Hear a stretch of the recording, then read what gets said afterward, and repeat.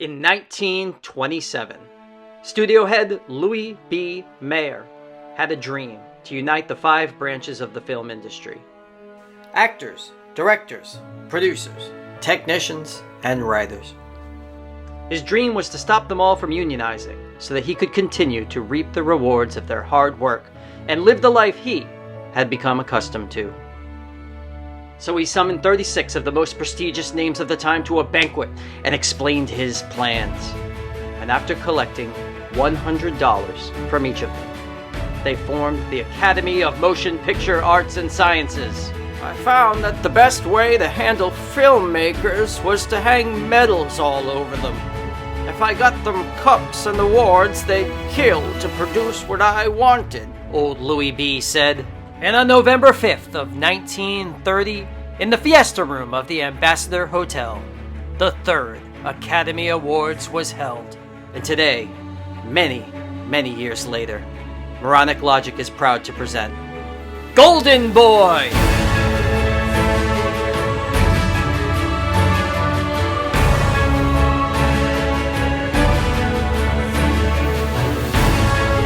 Welcome to the 3rd Academy Awards from 1930.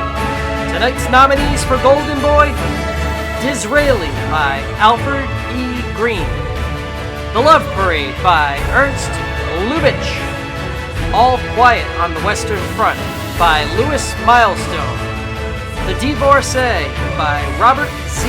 Leonard, and The Big House by George Hill.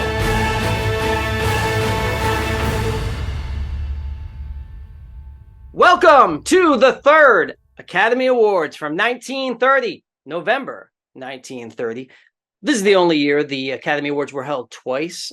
And welcome to Golden Boy, episode 3. Pretty nice, right? How we line up the episode numbers to match the Academy Awards that we're doing. We do that for your benefit. I'm your host, Kenny Cahoon. You might know me from presenting Alfred Hitchcock on YouTube, aka the Hitchcock Challenge podcast. Check us out at moroniclogic.com. The Hitchcock Show does deep dives on each of his films in chronological order. We do everything on this channel in chronological order. Along with co-hosts Lance and Sam, we read up on the film, cite our sources, and dig into the nitty-gritty. This show, not so much. Each month on Golden Boy, I am joined by a friend, expert, family member, fan, or person I met at the gas station, and we watch every movie nominated for Best Picture at the Academy Awards and let you know which ones to skip, which ones you should watch, and what movie should have won the Golden Boy that year. I'd like to thank Jessa Goldstein, our executive producer, responsible for keeping the trains running, and also responsible for keeping this show running. I'd like to thank my Hitchcock cohort, Sam and Lance. That show will be releasing old episodes to podcast once per month, starting next month, and then we'll resume new episodes by year's end. Once every 2 months, probably. I was given a very stern talking to. And I'd like to thank this week's guest. I might know him from junior high school. Also, from his prolific music career. Amongst many other productions, he was a keyboardist and singer in 90s band Groovus Malt, has released 2 full-length albums with action-adventure rock trio Ibu Gogo, 2 full-length records with drum and bass hip-hop group One Drop, and 9 full-length albums, 7 EPs, under his own name. He even has a Wikipedia page, which I double-checked to get those numbers correct. He's also a damn fine artist, designer, and also the original artist, co-creator of the hit comic book Ashcan from 1992, Revelations, which the 2 of us came up with at the time. You cannot find that on eBay. It is a ghost right now. So just hit me up. We'll quote some prices, me and Gavin, if you would like a copy of that. I'd like to welcome to the show. I just said his name, Gavin Castleton. Yo! Welcome, buddy. Hey. Thanks for doing this. How are you? I'm doing great. Did I nail that? You nailed it. You got it all. I got it all? Yeah, you didn't really accentuate my weightlifting career, but you nailed every other piece of my puzzle. I wanted to leave something for you to talk about. And also, I figured people would just see how jacked. It's kind of obvious. Yeah, it's a little obvious. I also wish that I had known we were going to shout out our 1994 publication. Is that right? Yeah, 92 to 94, From Sugar Rush Comics. Sugar Rush Comics. Yeah. I do have a few copies available mint condition that we could offer as punishment to new subscribers of the I have podcast. I think I have about 60 copies, not Six. in mint condition. Yeah, if yours run out, Just litter box stuff? yeah, we could send it Auto. off to CGC maybe and get it graded and yeah. Imagine the anger. Uh, I didn't reread my copies lately, but my mom did send me a few that she had found in her attic and was like, "You're probably going to want these." yeah. Um, so I You do have a small stack. Yeah, it's Um, good to just have that in the back to know you have money like waiting for you. If you're ever in trouble, you can just sell those that's and true. yeah. Yeah, that's true. If I have sort of a life crisis, I Yeah. could probably trade them in at the hospital for Yeah. the surgery. I this is the tiniest tangent, and then I'll stop talking about that failed career of ours. But I found a letter of us detailing the rules of that company. Did I ever send you that? That's basically like, look, if you're looking to join our comic book company, there's a couple things you better know, and some rules, creative rules you have to adhere to. It's basically the forming of a limited liability corp without any of the legalese or technical knowledge of how to do so. I And would say that's impressive considering we were like 15, yeah, 16. it's We were thinking really ahead. industrious. Yeah, it's really really capitalistic. It's mostly in your handwriting, if I'm being honest, but it's it's pretty cool though, actually, to see us like plotting the future of the entire company Yeah. with not even a single issue published yet. I would, and this is we're on a total tangent, and anyone who signed on to Just listen chop to a this. show about the Academy Awards and instead hearing about a 1992 comic book ashcan, uh, I would say we were way ahead of our time. By the way, that was as I recall, that the idea was that it was going to be these characters working out of like the Smithsonian or something. They're going to be archaeologists, superheroes. You were mostly interested though in almost every comic at that time had a super team, and they always had one guy who would just die, like in the first issue. So you had made this character. I think his name was Mister Bubbles, and he just all he could do is make big bubbles, and he'd always be sitting in a bubble, like Really? And crisscross applesauce. he was only set up to fail immediately? Yeah, he was supposed. You were like, oh, this guy's gonna die like immediately. Like first battle, this guy's gone. And I didn't remember that. I didn't remember that at all. I thought you were going to say we were ahead of our curve because we were working on a religion-based comic book. But it yeah, there was was. Revelations, it was quite biblical, Yeah, it and it was. was a heavy Christian theme. You were helping work on that angle too, I think, because I had nothing to do with it. I character. was all It was art. all you. That was all you. You were the writer. I just did whatever I was told. And yeah, there was a hard Christian bent, but I think we were ahead of the curve for that too. I think it would have sold Well, well. I was just going to say that in 1999, Warren Ellis put out a comic called Planetary about archaeologist superheroes. So we beat him. Oh, okay. We beat I thought him. you were talking about Indiana Jones. I got you. We No, weren't we were ahead of that. way behind the curve on that Yeah, because he was yeah, way before. yeah. Okay. That's true. What are we here to talk about today? Oh, the Academy Awards from 1930. So Yes, you watched all five of these movies, right? I did. I did. Okay. That was like your one job. I It was all I had to do. So yeah, and yeah. it was spread out over the course of a month. So I definitely took my time and I really nursed each one. What do you I ask so I asked this to Rob and Cyrus in the last episodes. We're in 1930. What do you know? What do you remember that's going on in the world at this time as these movies are coming out? Well, what I remember from reading Wikipedia earlier tonight is that that was right on the tail of the Great Depression, post World War One, but pre World War Two, and uh, maybe critically, or maybe the most important little nugget of fun fact that I didn't know until after I watched all five movies, and I wish I had because it would have changed the way I viewed them, was the concept of pre-code, which I imagine you already are aware of, but I didn't think of that or understand that was a thing, which is the the state this moment after talkies, after sound films, and before the industry figured out its moral stance on all things voice related, where there were these, a couple of films that came out that were sort of what's the word, Wild West in terms of their morality, potentially. So I had read that a bunch of these were considered pre-code, code being like what's the technical word for the code that they released It was fully? the motion picture code. I think it started it in the early 30s, 32-ish, but it was called the Hayes Code, which was named That's after what this fella Hayes. I have a lot of thoughts on this guy because I feel like the Hayes Code is responsible for all of our lives and the directions that we've gone in all of these years.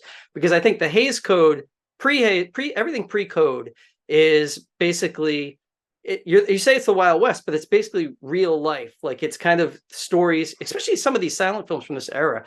They're real life stories about people, poor people, things not working out well for people, like multiple. So, like women in multiple relationships, men in multiple relationships, even married couples sleeping in the same bed, anything interracial, anything that promoted criminality. So, things like that. Basically, what was happening was certain states, and Chicago particularly, when we're talking about crime movies, would boycott or ban the movie. So mm-hmm. the movie industry would lose money because they can't play their movie in that city.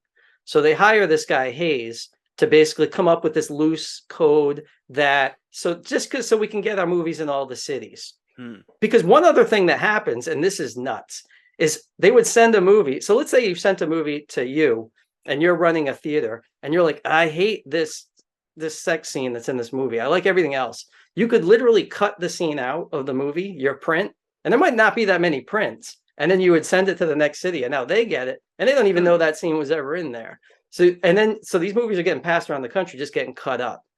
So again, to avoid this and to make more money, all of the studio heads got this Hayes guy to come up with this basic. It was like called the rules of something. Maybe I'll edit in the actual correct thing right here. Hey everyone, this is Kenny from the editor's booth. We might end up doing a very short video specifically just on the Hayes Code coming up because I do feel like it's very important to these movies that we're going to be talking about going forward for the next 30 years, maybe longer. But for this purposes of this episode and for a little bit of clarity, it was called the Motion Picture Production Code. It was a set of industry guidelines for the self-censorship of content applied to most motion pictures released in the United States from 1934 through 1968. It became rigidly enforced in 1934, although it existed before that. It was also known as the Hayes Code after Will H. Hayes. He was the president of the Motion Picture Production and Distributors of America and the Motion Pictures Association, for which he was paid $100,000 a year to do that job. In 1927, he wrote a list of don'ts and be carefuls that was codified, and it was just a basic list covering a number of serious topics. But by 1930, concerns from the Catholic Church and the fear of being regulated by the government caused the formalized code to become established, which we will be talking about right now. It was just, to me, devastating to the movie industry. And I think if you think of the Disneyfication of movies, how like Disney will take things and take all of this like kind of worrisome parts out. They'll take the old fairy tales, like the Little Mermaid. She dies in the original story, but in the Disney version, they changed it so she lives, and it's a story about like if you try really hard, you might succeed. Whereas in the original story, she tries really hard, she doesn't succeed, and I think for me that's a better message for a Yeah. kid that things don't always work out just no matter how hard you work. But this code has this fantasy that we all try to live up to, that we have to be pure, do everything correctly.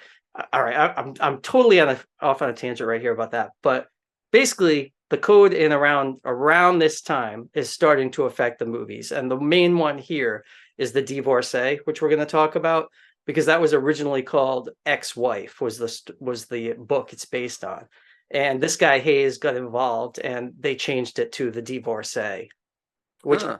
to me, Ex-Wife sounds like, when you think of pre-code, that sounds like a pulpy pre-code title, whereas Hmm. Divorcee is Interesting. pretty. I thought that we were going to find that the divorcee was a good example of pre-code in that it got away with loose partners and you know what I mean, like that it seems kind of liberal for the time, but do you feel like it actually was far racier and got censored? No, It was I think the French movie. originally, right? Wasn't the original French or no, the I'm not book? sure if the book was, but I think the movie's not as touched. I think later movies will be, but I think you're right. I think the movie is probably how it's intended. I think just the title on this, uh we're going to see going forward through the years, these things are going to get more and more, you know, Homogenized and even like yeah. drinking in these movies. I was thinking we're in prohibition right now, and almost all of these movies involve alcohol at some point or somebody getting drunk and making a bad choice. Yeah, I liked that one of the description of some of the content that pre-code, featured aside from like sexual relations, interracial relationships. What one of the things that it said was if, and you kind of alluded to it, but like crime without proper comeuppance or something. That the idea was like we're fine featuring crime in the movie, but justice must be served, and so which kind of aligns with what you're saying about the Chicago thing, where like they just wanted to make sure that it was that the viewers were dissuaded from following in the footsteps of these actors. So I love the idea of crime movies, but just making it clear that might relate to The Big House the most out of the five that we watched. Yeah. But I just think that's a funny insistence of a third party to police the amount of justice in a script is really funny. Yeah. So William H. Hayes, and he was at this Academy Awards, the 30s one that we're doing. Huh? And he gave like apparently this hour and a half long speech, basically scolding everybody there and telling Just them like, you furious. need to, clean it all up, everybody. We're gonna And I'm change sure that they enjoyed title. that. Do you think do you think that he was probably very genuinely concerned about morality, or was it just a money play? He realized he could be that a middleman entity could stand to make a bunch of money and have a lot of control in Hollywood. You know what I mean? Do you get the sense Yeah. that he was like a deeply religious man or something? Yeah, I'm super cynical, and I think it's all money. I think it's at the end of the day, it's these. They did this to self-censor so they would have control over what goes in, and because they knew they could play in more cities if they were toned down the Sure. movie. That's my cynical take on it. I mean, I would like to think that at the heart of it, there's people that want good and they're trying to like, oh, we got to look out for the kids, we got to show them this, that. But I just don't think that's what it was. I think it's money. I think that sort of aligns with what you said in your first episode about kind of the birth of these Academy Awards. Wasn't the creator of it sort of like this will allow me to decide what is made?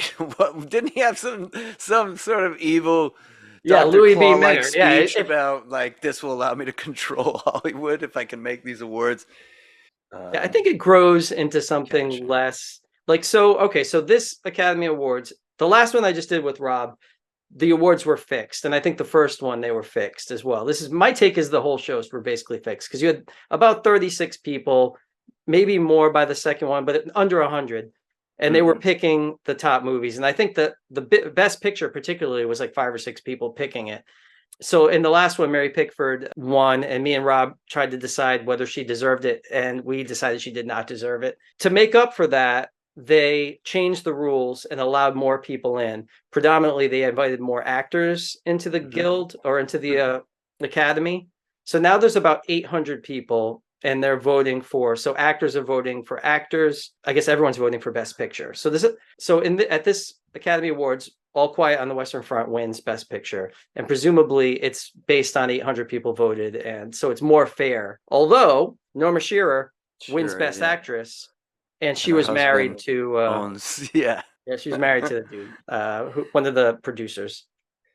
Yeah, So but he didn't have any faith in her sex appeal. The anecdote about her not being sexy enough until she had a private photo shoot that convinced him weird thing they to say about your wife or girlfriend. Like you don't super have the weird. sex appeal to do that. Yeah, he wanted what's her name? Joan Crawford, I Joan think. Crawford, yeah, and he reluctantly, maybe that was all a story told in post. So that's a weird excuse. He should have said that I didn't want to give it to her because of nepotism Yeah. instead of I didn't think she was sexy enough, and then She had They a didn't care private. about the nepotism at all.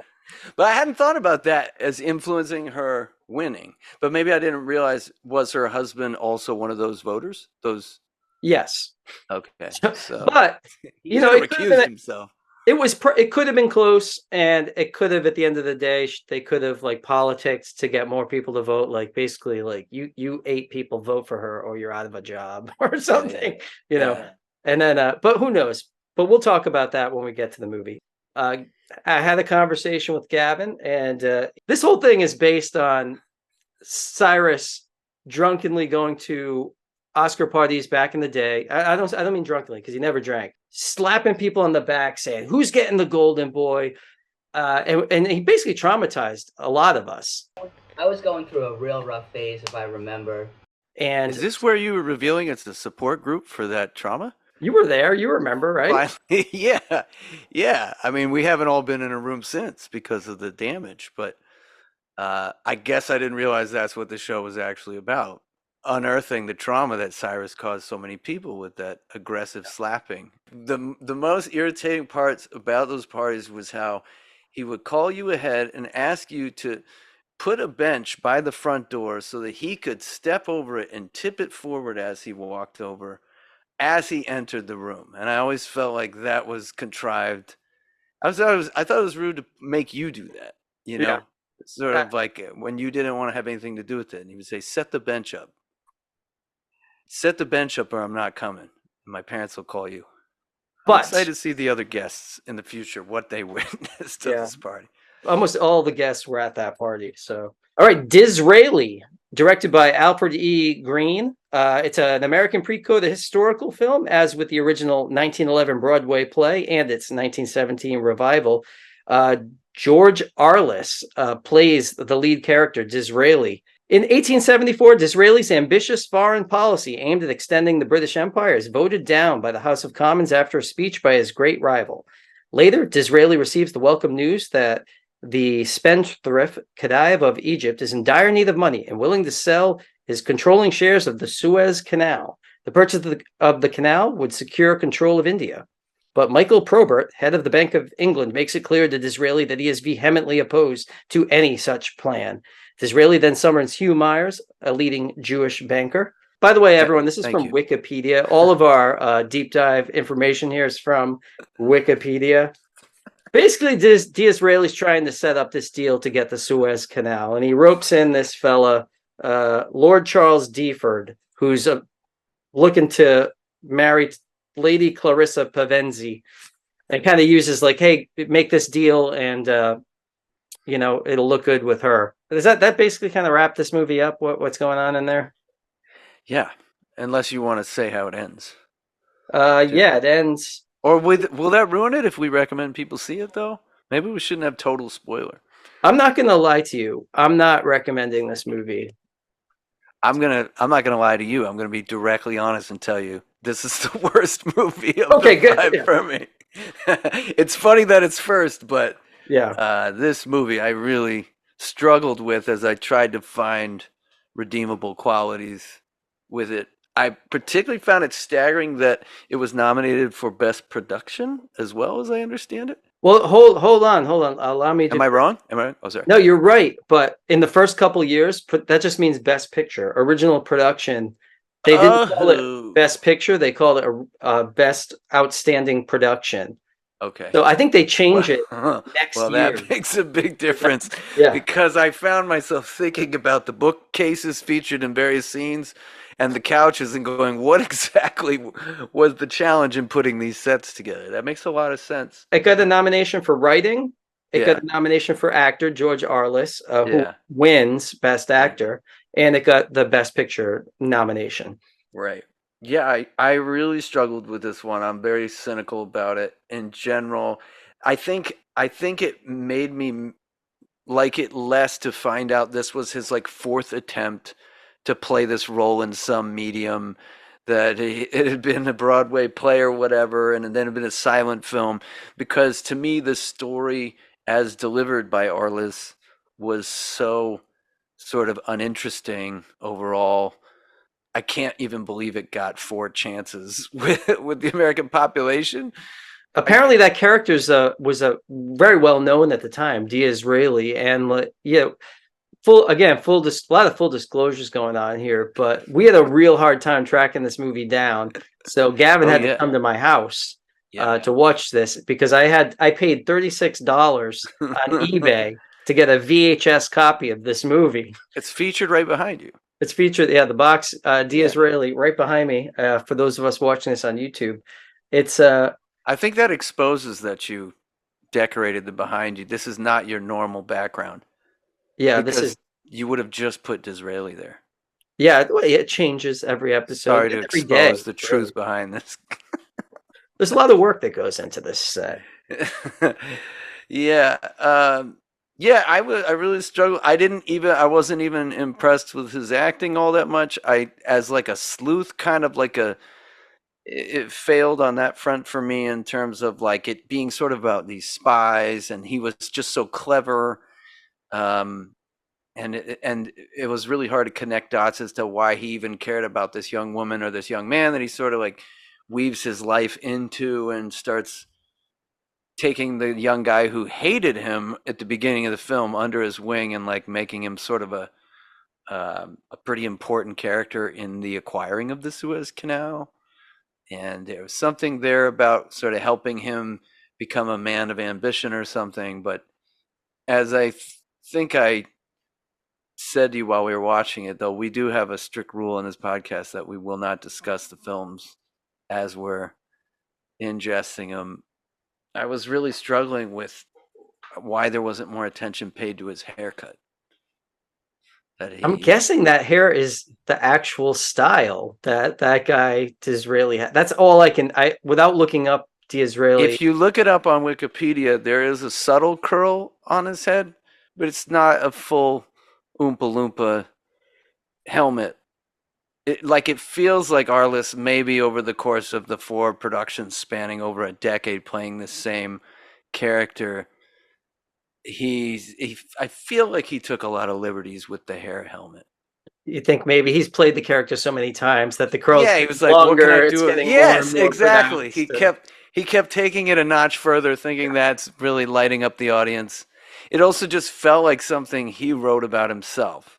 I think Yeah. I was sort of mumbling that too, that there was just an era of like, I'm so clever and slick, and like these young women are just sort of falling at my feet. I can't help but kind of be one step ahead of everybody else in acquiring the Suez Canal. I don't know. It's like a spy movie about something ultimately a little boring, the acquiring of a canal and a slow political transaction. Yeah, so it was a little on the dry side. And I would Yeah. say I totally do agree with you on the acting to me felt like someone who's played the character too much. Like Yes. he's too snappy with the lines, like he's on top of everyone else. It's almost Yes. like the people, and I know the character playing his wife was his real life wife, so she also Yes. did it. So She they had always played his wife. yeah, so they had fine chemistry, but I felt like other actors, it felt a little odd. Like he's jumping on them, he's Yes. sitting down, he's doing all his character bits, and it also felt stagey in the way like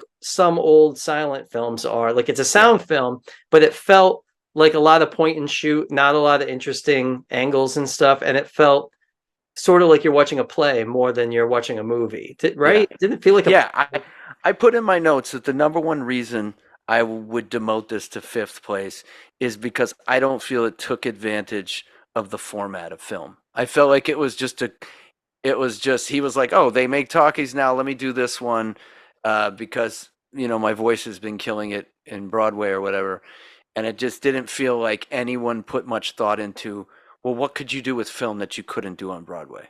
yeah, It was just, and at a time when this particular batch of films had some pretty forward facing innovative stuff going on with some of the other films that we'll get to, that felt particularly funny for this one to be in the running with those other ones. I just felt like there's very little any innovation here. Even Arliss himself is doing the same thing he's been doing for a decade.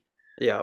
You know what I'm saying? And that's not to say that the best production slash best film or whatever is just about innovation, but it when you're watching these movies all in the same week or two, it's particularly apparent how much Disraeli is just dialogue, and kind of this Yeah. one guy like talking forever. Yeah, with this making weird, speeches and yeah, yeah, it's a little on the dry side, for sure. I noticed a lot of people who are fans of George Arliss I saw online, and like I haven't seen him in anything else. So like yeah, me neither. it's also tough when you can't really compare it to like, okay, wow, is this like a wild departure from what he does when he's not playing Disraeli? You know, is he doing other things? I don't know.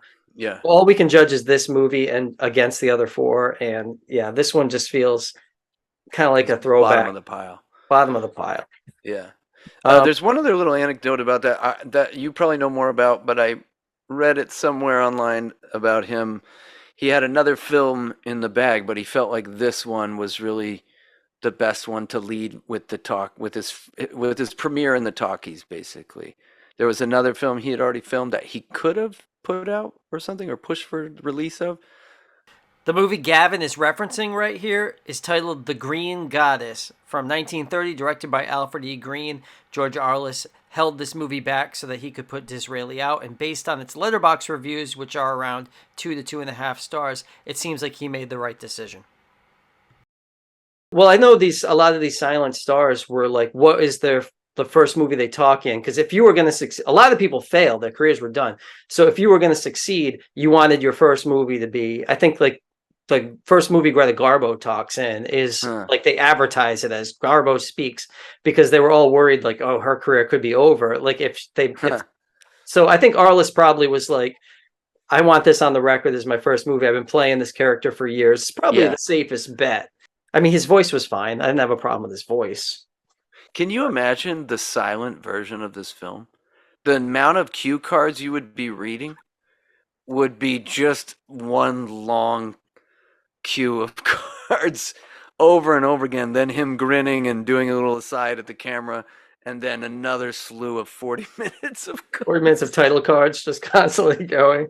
This might be the first film I would like more as a silent film. I will say that on record, that would be groundbreaking to me if I was like, I actually prefer, because you have to do a little bit more visually. And I felt like in this one, he barely does anything but put on a bathrobe and pretend to be sick on the couch at one point. There's not a whole lot of he's in the garden being clever, and then he's in his living room being clever, and then he's in his study being clever. I gotta just say, the other piece that's memorable about this movie is they do this big lead up at the end where his wife keeps getting progressively sicker, and she's coughing, and then the other younger woman is like, hey, what's going on with your health? And she's like, my doctor says to just keep praying or whatever. Like, she's basically like, I'm definitely on my way out, but don't worry about me. The important thing is Disraeli's super smart. And then he's basically like, I gotta go to the queen, but my wife is on her deathbed, but the queen's about to give me a huge shout out at the ceremony for acquiring the Suez Canal. And so he definitely leaves his wife on his deathbed and goes to this thing. He's like, what can I do? I gotta go. The queen wants me to hang out. Definitely couldn't explain to her that my wife's dying. And then at the ceremony, he receives for no reason a letter where we, the audience, are meant to believe that this is the doctor saying, hey, your wife died. Congratulations on the Suez Canal. And then his wife wanders. The letter is like, hey, your wife's standing near you. And then she wanders up behind him and is like, hi, honey, congratulations on the Suez Canal. And he's like, all's well that ends well. And like, the end. Yeah, and it's just like Disraeli wins again. Like they beat cancer or whatever she had. Where was the Hays Code at that point to say, dude, you can't leave your wife on her deathbed to go to a party? Like, I thought that was going to be a moment where you realize there's trade-offs to you being, all about yourself and so obsessed with power and winning and all this stuff. But there was no trade-offs. His wife was like, that was wonderful. I'm dying. It'd be funny if that is in the Hays Code. I have to check on no movies where you leave your wife on her deathbed. Yeah, he was just taking notes at the awards and saying that's the worst thing. That's the most immoral thing about the movie, in my opinion. Besides the repeated references to Jewish bankers, I think is the weird red herring that his wife's dying, and then a note saying she's fine and she's standing behind you or whatever it is. Here's a note, sir. Your wife. Oh, she's dead? No, she's right behind you. Yeah. He didn't That's true. celebrate, thankfully, but yeah. I will say this though, Gavin, having done the Academy Awards with Rob, the last one, Disraeli would have won if that were involved. That one, there were Every movie that we are talking about would have won the second Academy Awards for me because those were so bad. I'm really glad I didn't have to watch this. Yeah. I will say Disraeli was stomachable. Like we got through it and we're pretty amused at points of it. Like it just of the five was so to me it was heads and shoulders below the other ones that I was just Moving on to the next movie, we're talking about The Love Parade, directed by Ernst Lubitsch. This movie, I went out on a limb in the second Academy Awards and picked a lost movie for the winning movie because they were all so bad. And the lost movie was by Ernst Lubitsch. So this movie, I was really worried. I was like, if The Love Parade's terrible, then I might have picked a bad movie. But wait, was the lost movie terrible? How did it play out? Well, I don't know. I picked it. We had 3 minutes of a trailer to watch for I think it was called The Patriot. Okay. And the movie's lost, but it was nominated, so technically we were allowed to vote for it. Although Rob didn't agree with me on that. He picked one of the other bad movies. Okay, those were bad movies. Even the bad ones here they're at least movies. Yeah. So The Love Parade, which was released in November of 1929, directed by Ernst Lubitsch. This is also a hard movie to get, apparently. I bought it from Criterion, which is still behind me. They had the Ernst Lubitsch musicals box set, which is good if you're doing this challenge because of watching these movies, which only I am, of watching all of them, because two more of those movies are nominated at future Academy Awards. Yeah, so this movie was nominated for 6 awards, for art direction, for sound recording, for cinematography, for directing, Ernst Lubitsch, for actor, Maurice Chevalier, and for best outstanding production. So we got Count Alfred, played by Maurice Chevalier, gets up to no good in Paris, and he gets sent home to Sylvania, where he's going to get reprimanded by the Queen. The Queen is played by Jeanette MacDonald, who I believe is from Philadelphia in the real world. Maurice Chevalier was a French actor. So he goes to see her, and the punishment ends up being that they have a romance and fall in love. And but the problem with this movie is that if they were to get married, he will not have any power as king. She remains queen, and he's kind of just stuck around the bedrooms. And he's called what? Prince something? What is it called? That position? He's going to be called Prince Consort. Their romance progresses and they marry, the lack of any real power or influence immediately dawning on Alfred and causing him internal conflict. He immediately resents life as a consort, which consists of very little to do and zero input into affairs of state that forces him to take action. Well, this Sylvania is like a created world, which I guess is something Lubitsch does in his musicals, is kind of invents these countries so that there's no, it's his own kind of universe. Gotcha. He's making no accent required, basically. Yeah, the accents can be all. They make a joke, I think, with Maurice Chevalier, right, where they ask him why you have the French accent, and it has something to do with him sleeping with a doctor's wife. What does that mean, though? Well, he's like, I got sick, and I went. This doctor took care of me, and they put him in, I guess, their house. Yeah. And the wife was a nurse, and she took care of him. And if you know what I mean, she took care of him. And he's like, he got better, but he kept the French accent. That's the joke the movie gives us. His French accent, perfect, because he is French. Yeah, it's killer. It's the best French accent I've ever heard in a film. What did you think? What do you think? So Maurice Chevalier, he's one of those guys you hear about. This is my first time seeing him. What do you think? Me too. I was actually glad to finally understand, put a face and a lower lip to the actor. Yeah. I thought he was kind of charming, like really boyish and like youthful in this weird, like really playful as an actor. I thought he was, I could see why he'd be dashing, sort of a ladies' man. I actually thought his performance was pretty great. I perceive him as sort of a limited singer for the time period based on the vocal performances in the movie. And I thought, given the limitations that he had over, say, the ones that the female lead had, who had an insane operatic voice, I felt like with working within his limitations as a vocalist, I liked how he sang. He was sort of be a little conversational here and there, where she would do these really impressive sort of high runs and stuff. He Mhm. was he was a lot more kind of conversational, and you know what I mean? Like it was more about a delivery, like a casual, interesting delivery than it was about proving he was an incredible vocalist, which is a clever thing to do at that time when some of these actors could sing like incredibly well. Jeanette MacDonald. Yeah, yeah. Like to me, that was impressive that he kind of held his own and complimented her singing, which was a bit abrasive and loud and like this is the one where she's blasting in his face all the time, right? With these Yes, yeah. super high notes, like way close to his face. Anyway, I thought that was an interesting combination, but I liked him. What did you think of him? Yeah, no, I enjoyed him. I thought his comic timing was really great. He had a lot of presence. You know, he's jumped off the screen to me. He really just kind of seems like this well-lived-in character. He's kind of got that break the fourth wall thing going, like really early in cinema too, where he's talking directly to us through the camera. Some of his jokes. I think very early in the movie he makes a joke like that. It's kind of got like a little Deadpool going on.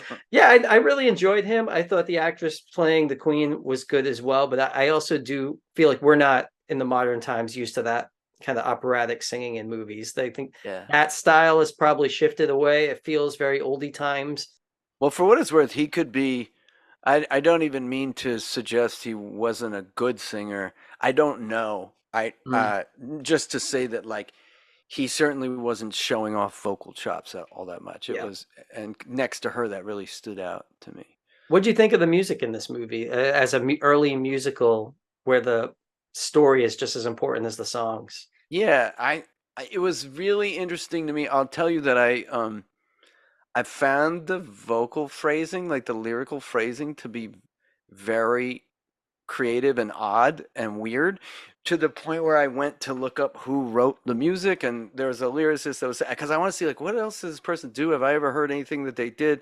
And I'm not going to do a good job of explaining what was odd about it, but just where a line or a rhyme would end in a weird place, and you could tell it was like very intentional and cleverly done, but it was very unorthodox to me.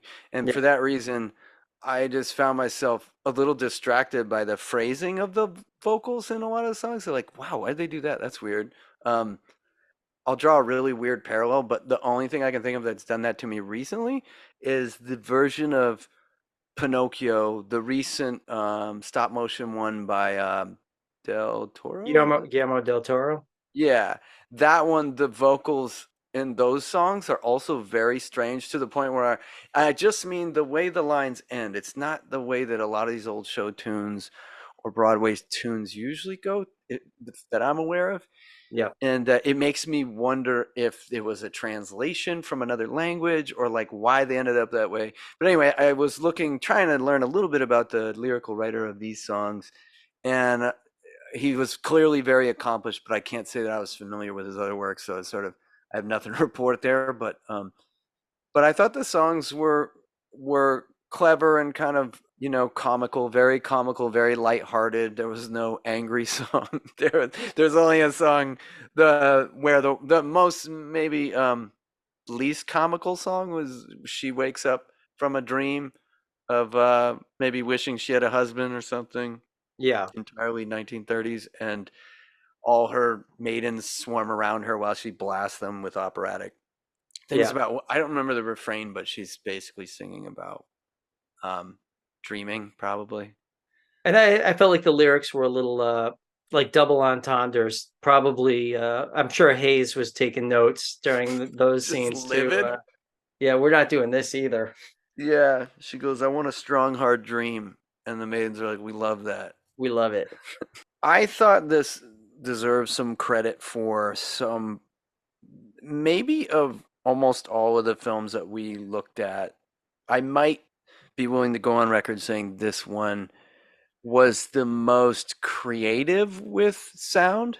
They had scenes where like a dog singing along. They had sort of toggling be towards orchestral music that I assume was happening in real time with the singing. And they had this infamous shot that I didn't actually know about until after we watched it, unfortunately. But if anyone out there is watching the movie, I would definitely look for the shot where the two leads are singing, and apparently Lubbock like set up two sets with two cameras and recorded them singing with one orchestra between them so that he could edit together, which had never been done before. So things like that I came through definitely as we were watching. I felt like I noticed the sound being used in a clever way, and I didn't notice some of the key grip failures or whatever in some of the other ones that we'll probably get to, where there'd be scenes in some of these other films where there was no close micings to some of the dialogue or something, and you could tell that they still hadn't worked out the kinks.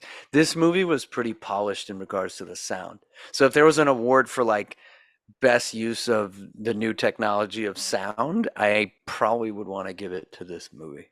Yeah, and this was nominated for sound recording. Yeah. I would also jump on your back on cinematography. I felt like this movie looked like really good. Like the person who was the cinematographer was this guy, Victor Milner, and he was nominated for 10 Academy Awards, and he won in 1934 for Cleopatra, but he's nominated a bunch of times.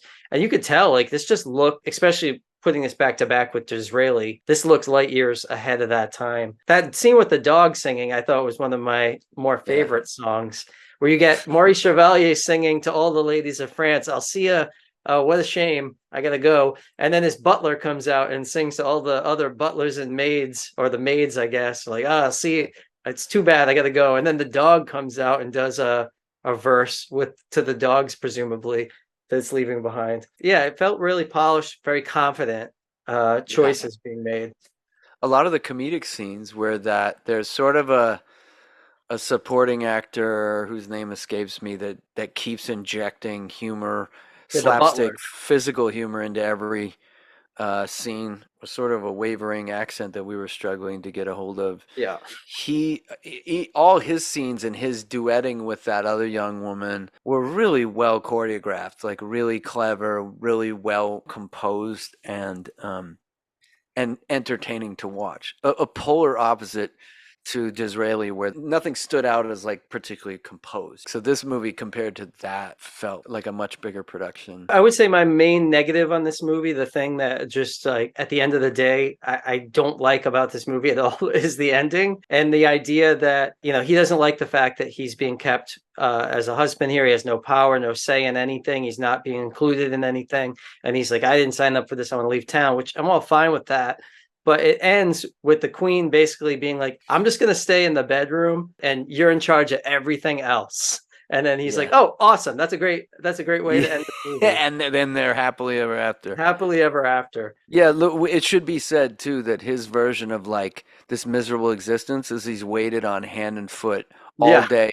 He's annoyed that he just keeps getting meals prepared by like these teams of people, and that he's not allowed to weigh in on war plans or something. Like his existence is so luxurious, and hers seems to be mainly running around announcing things, or you know, making the people her soldiers do odd kind of performances in the yard. I think that I agree with you 100%. The one fatal flaw of this, and it's indicative of the times, is just it's the sexist to the core, and there's this weird. It's particularly jarring because the beginning of the film and sort of the premise is this woman is a queen. She's sort of all powerful, and runs everything, and all these old stuffy men are at her beck and call, and they really want her to be married. But fundamentally, it's a very flipped gender role for the time, and so you're like, oh, it's a little progressive. And then by the end, they're like, just kidding. This was backwards the whole time. We finally set things right. Now he runs things and she's being punished, and she has to stay in the bedroom. And so it's even worse because it starts from like a progressive angle and makes you think, oh, it's a little ahead of his time. That's what makes it even worse, is there's a gut punch where they're like, just kidding. We're all laughing at that, right? That was a horrible idea. This guy is too cute to have him just eat and sit around the house singing all day. Although that other song too, I know we're talking about these movies too long, but there's that one scene where he's singing the Love Parade. The main song of the movie is him being like, You remind me of every girl I've ever slept with. Let me tell you about all of them Oh, and their features that you have. And it's such a wow. In the real world, that and song's gonna she's get you. delighted. She sings right along. She's naming all the girls and just thrilled. So, did just to be clear, like that's what the movie is named after. The Love Parade is the parade of women that he's already bedded, and Oh, how this new one is a delightful combination of them. combination, yeah, of these other women, and how nice that is for him. And and she's also delighted by being the culmination of all his other lovers. That having said that, this movie was enjoyable. Like it looked great. It sounded great. The Butler character, some of his dance moves, he's like standing on his head during these things. Like this guy went all out He went for this hard, movie. real That's hard. This crazy. was his big break. I also What think a this guy Maurice Chevalier is probably responsible in a lot of ways for this image of like the European heartthrob, like the one that like American women would swoon over, like, oh, I got to go to France because there's going to be like this Lothario Maurice Chevalier guy that's going to like sweep them off their feet. yeah. I think this guy started that stereotype or that trope. A lot of people who had foreign accents were out of business in the sound era. But in his case, it's almost like it was better that he had this great kind of French accent. Yeah, yeah. And, you know, it's something, I guess, very alluring. Yeah, he's dashing. He's a dashing fellow. We're moving on to the big one. All Oh Quiet yeah. on the Western Front came out April 21st, 1930, directed by Louis Milestone. This one was I watched this one free on Tubi. How did you end up watching this one?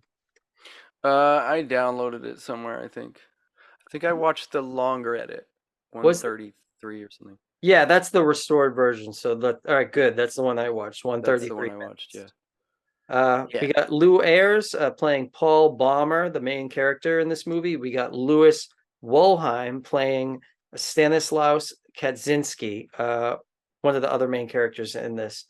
This was nominated for cinematography. This was nominated for writing, directing, Louis Milestone, and for outstanding production. Louis Milestone won Best Director for this movie. So let me go in a little background. All Quiet on the Western Front, 1930 American pre-code anti-war film based on the novel of the same name by novelist Eric Maria Remarque. Opened to wide acclaim in the United States, considered a realistic and harrowing account of warfare in World War I. It made the American Film Institute's first 100 Years, 100 Movies list in 1997. In 1990, the film was selected and preserved by the Library of Congress, deemed culturally, historically, aesthetically significant. It was the first to win Academy Award for Best Picture and Best Director, which is something that happens a lot more common later. So having said that, all these people are ranking this movie super, super high. What'd you think of it? I feel like a big part of the exercise for me is trying to get my head out of my current day perspective on film and back. So much about this is trying to put yourself in the time period, and particularly with the naivety applied for this era of filmmaking, right? I've seen a lot of war movies. I love war movies. So I could see a bit of the DNA in them for sure from this, which helps a lot. It's hard to imagine seeing that for the first time. I thought it was good. I struggled with some of the acting. It felt a little bit of it was a little cartoony. It's a really quintessential anti-war film, and it's probably one of the best ever done. So I think it effectively accomplishes that, I would say. Like, I think I could see audiences going and seeing this and walking away suddenly less patriotic. A lot of these soldiers that came back from World War One, I think, it's kind of told in this story, are, people were like, "Oh, you're heroes," but they saw what actually happened, and were like, "Yeah, no, it was a nightmare, and I don't feel like a hero." A lot of money was put into this movie to make this work, and I think basically the studio, who was it, Universal, were putting all their reputation into this movie being good. I think the special effects, fantastic, for sure. Compared to Wings from the first Academy Awards, which was also doing World War One, this just feels really much more you're in the thick of it than that movie. But I agree with you. The acting, with the exception of the other fellow I mentioned, the Kaczynski guy, everyone else in this movie just kind of felt like, especially the lead, Yeah, felt Paul. just like a bad actor. Like every delivery was the same. When I'm supposed to be feeling bad for him, I'm just like, you're reading cue cards off to the side. Yeah. There was no emotion ever from this guy throughout the movie. I still feel like they haven't made the perfect All Quiet on the Western Front. This movie needed better actors. They put a lot of money into the effects. Maybe they couldn't afford them. This guy, Louis Woolheim, he played Kaczynski. He's the guy, he has that face that looks like he got punched a bunch of times in I liked boxing. him. Yeah, he was in The Racket, which was also from the first Academy Awards. And I remember talking with Cyrus about him and saying like, oh yeah, he definitely stood out as a character actor. He's like one of those guys you see at Central Casting and you're like immediately, yeah, that guy. That's the guy we want. And I thought he was great. He's sort of the weathered, experienced guy that's been there longer and charged with getting the grunts into condition or whatever, right? Like there's the exact equivalent character in The Big House. There's the guy that's been in there and then like kind of runs things who almost looks just like him and is also maybe the best actor in the ensemble. Like I thought that was a funny parallel, but it's just because there's often that guy in these sort of groups. These young, ambitious, patriotic youths are going to war, and then there needs to be a guy there that's like, get in the back of the line, you're gonna eat dirt. that guy was great. It was the main guy who weirdly everything I read made it seem like people were really enamored with his performance, but I found it really out of place, really hard to empathize with him, really not realistic performance. And not just because the dialogue was at points weird. I actually wrote down a couple lines that I thought were so funny, the way they said them. One of them, there's a group when they're all angry about their commander who was really rude to them. He was originally the postman or something, and then when they go to war, he's in charge of them, and they can't take him seriously, and then he really berates them, and they're really mad, and they go back to their bunker, and one of them says, I might even kick him when he's down. I feel mean. Another quote. That wasn't Paul, actually. There's another scene where Paul's mom says, be on the guard for women out there. They're no good. There's just these, like, if you pay attention to the dialogue, there's all these little quotes that are really just mundane writing. That don't have any, like, heart to them, or that don't feel like they were written. They just don't resemble human dialogue. It's very strange. It's actually funny that you say that, because I think I'd read or heard somewhere that the director had complained about the dialogue, and then he said he basically fixed it. Like he was like, yeah, I cleaned this. I really made this sound. I never read the book, but I would actually probably trust that the book has better dialogue. I would just assume that as a classic and written by a great author, that the book probably has fine dialogue. But even that, I just felt like the delivery of it by that lead character, Luers. His delivery, he didn't make anything more human or more relatable, and it's critical because he is the character that we're supposed to imprint our own experience on and relate to and say, oh, this is the closest it would be like if I went to this war not knowing anything about it, right? So we really have to empathize with him and feel like his emotions are aligned with what ours probably would be in the circumstance. It's worth mentioning that the film creates circumstances and situations that are so poignant that the acting can be forgiven. And there's these moments that you can still put yourself in.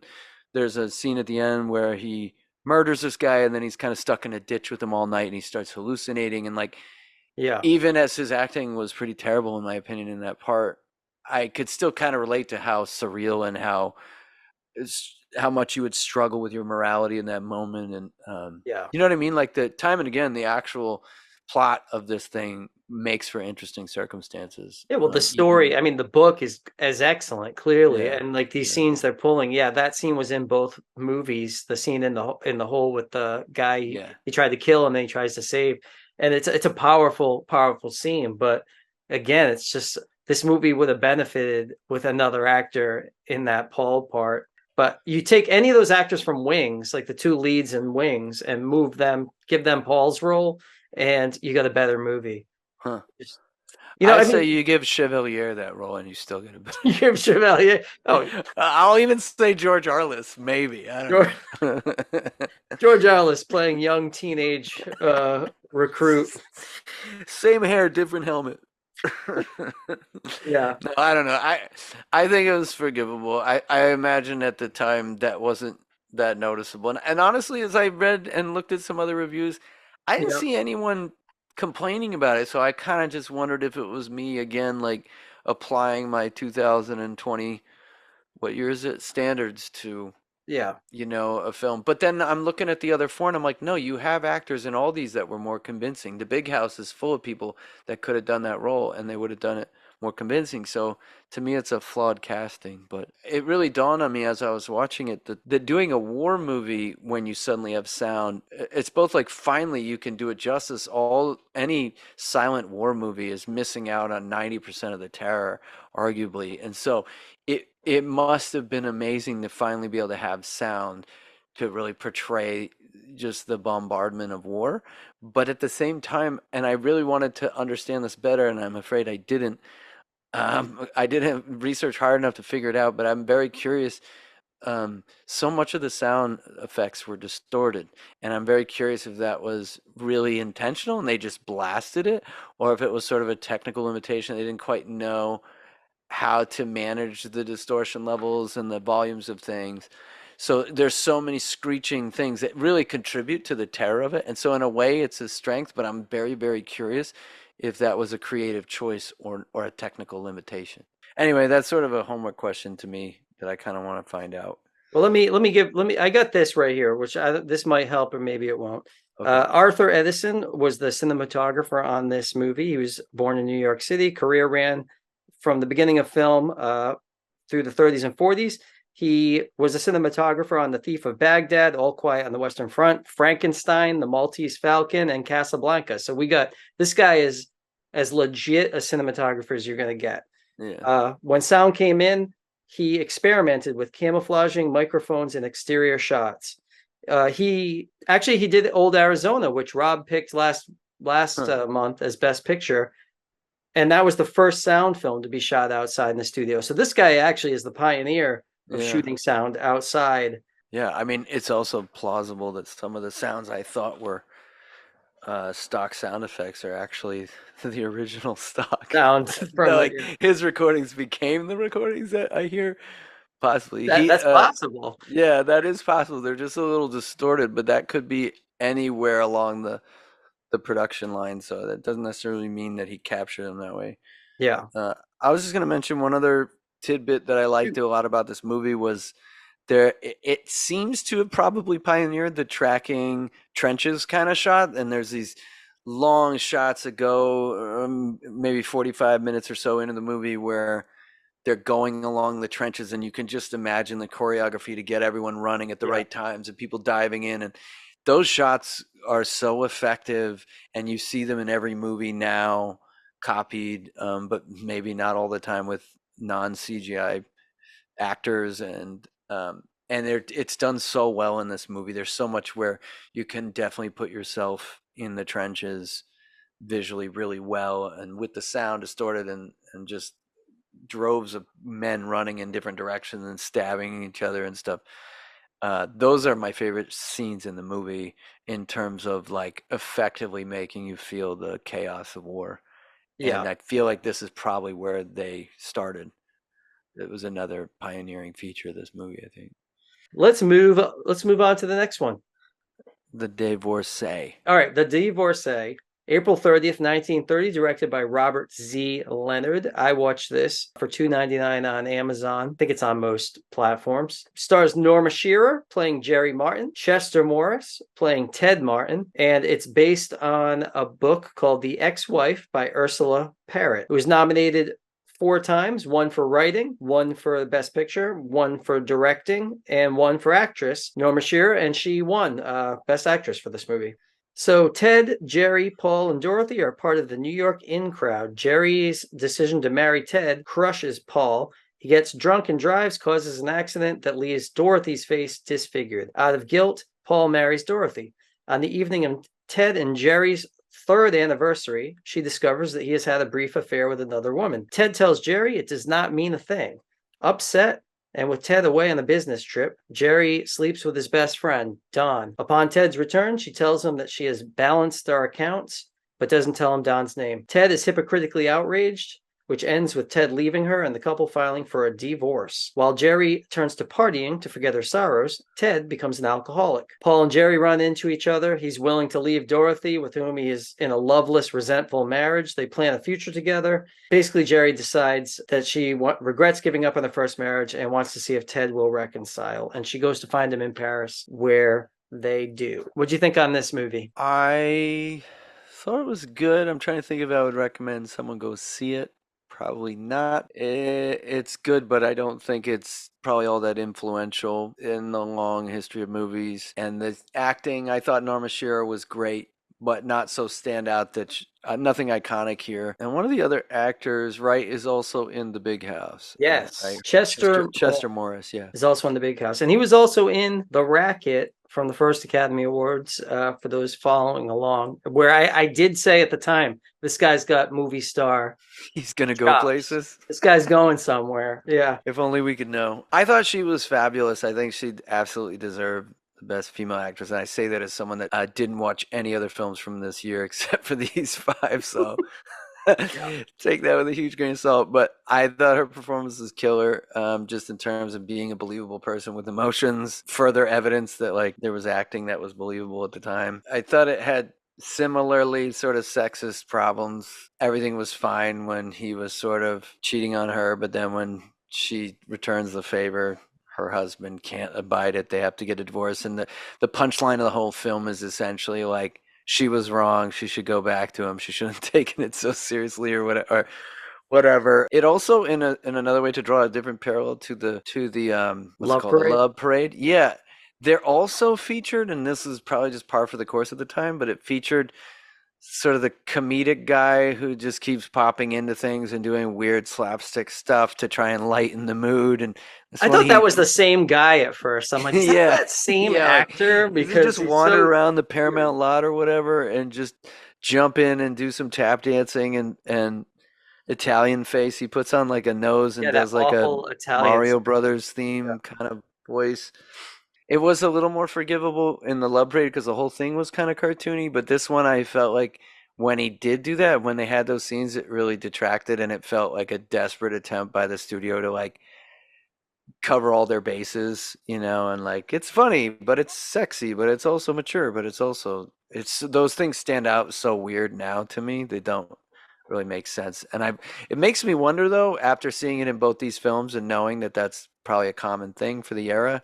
Yeah. I really would be curious to know what in this day and age we're going to look back at and see the same thing. Like, oh, it's so weird. They always felt the need to like inject this into a movie, and it really didn't like make sense. It had a lot more to do with culturally trying to hit all the demographics or something. Like they always have to put a multiverse into a movie. What was going on back then? Yeah, that I think with time those things really stand out as odd. What did you think?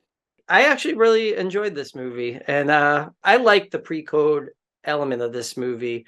They're trying to push this idea through their relationship of like the modern woman as being equal with the man, and that they're going to do everything together. And they kind of set this relationship up like it's this very positive, forward-thinking relationship. And even things like, the beginning of the movie, her dad's in the movie.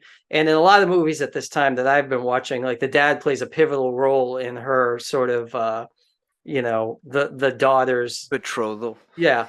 And in this movie, he's just kind of there. He's drunk a little bit at the beginning. He's there for the car accident. He's a doctor, but he's gone after that, and she's typing a letter to him early where she's just like, hey, you're wandering Europe. We'd like to see you. But he never shows back up.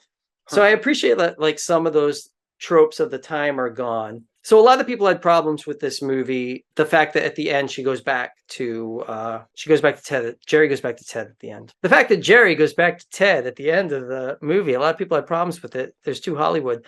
But I think I came into this thinking most movies that deal with love or deal with people falling in love and getting married, they always deal with that initial honeymoon stage at the beginning, like, oh, that's the best. Everything Shakespeare is doing is these people getting together, and it's like the best.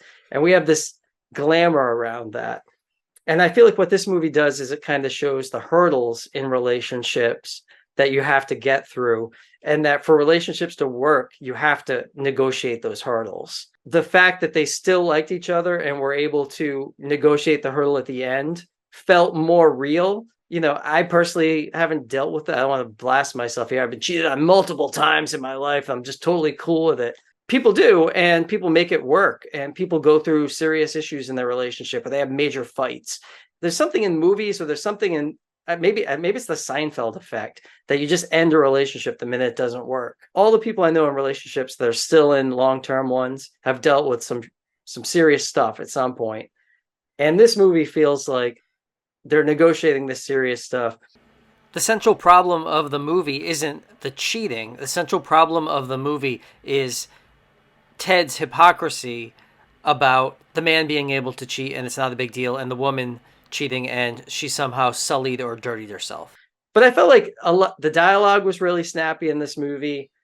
I thought Norma Shearer was really great. The movie starts with Singing in the Rain, which is the movie from like last year. So it feels like it has this confident, like right out the gate, like we have this modern. We're playing this song you just heard like 6 months ago in the Hollywood Review.